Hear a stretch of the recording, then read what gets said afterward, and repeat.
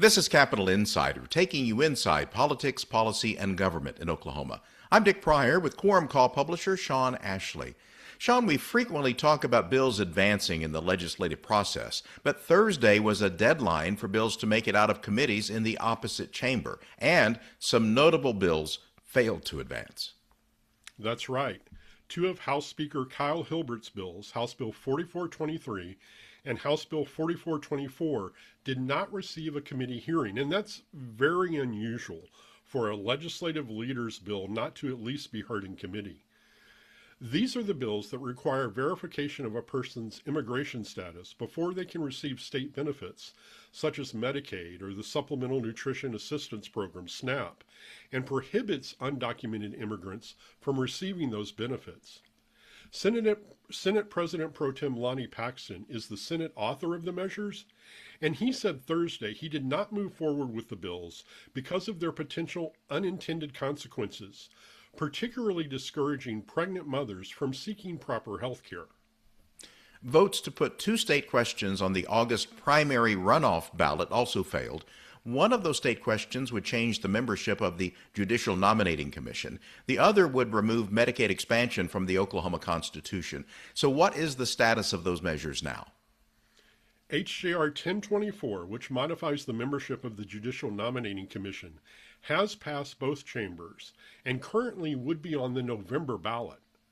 House Bill 4440, the Medicaid expansion question, is still making its way through the legislative process. Now, both of those measures are in a bill that would put them on the August ballot, House Bill 4063. It passed the House and was supposed to be considered Thursday in the Senate. Paxton laid that bill over. He told reporters there was not enough votes to pass it, but he planned to talk to senators and try to round up the votes for passage on another day. Lawmakers have already taken two attempts to get the state question on Medicaid expansion on the primary runoff election ballot in August. At this point, though, do they even know what that state question would say? No, they don't. Since it was amended by the Senate and returned to the House has yet to accept or reject those amendments, so the language remains uncertain. Speaker Hilbert said the language won't be finalized until they know which ballot it will go on. Hilbert said Thursday it would probably be premature to make a decision on the language because, quote, some of that depends on the vote on House Bill 4063 and the timing of it, August versus November. We'll have those conversations with the Senate when the time comes. So why are Republican leaders moving so hard and so fast to put Medicaid on the August ballot? There are concerns about what the federal government is going to do in terms of Medicaid funding. House Resolution 1, Congress's big, beautiful bill, laid the groundwork for cuts to Medicaid funding, especially for the expansion population. Hilbert was adamant Thursday that the state question needs to be voted on this year so the legislature will know what it can and cannot do when it begins the next session next year. There are already two state questions on the August primary runoff ballot and a vote to raise the minimum wage on the June 16th primary election ballot. Are there any other state questions possible coming out of this legislative session? Yes, there actually are. There is a proposed state question in SJR 39 that would lower the limit on the annual growth of the fair cash value for property tax purposes.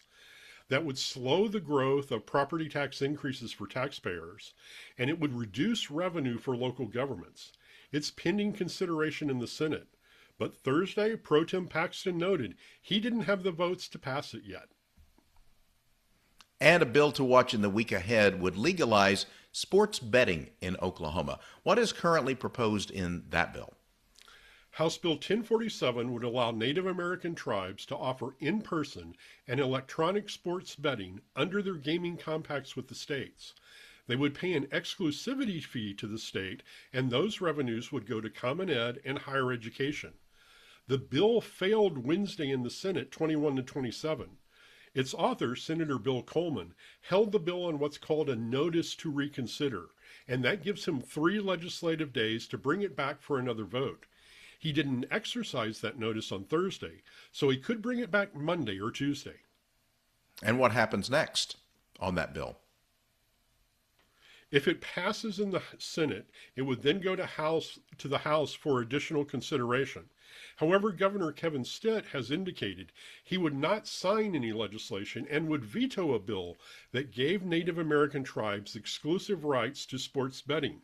Therefore, it seems Coleman needs not simply 25 votes to pass the bill, but 32 for a veto-proof majority, and then there's a possible state question looming in the dark that could put sports betting to a vote of the people. That would happen later. Thank you, Sean.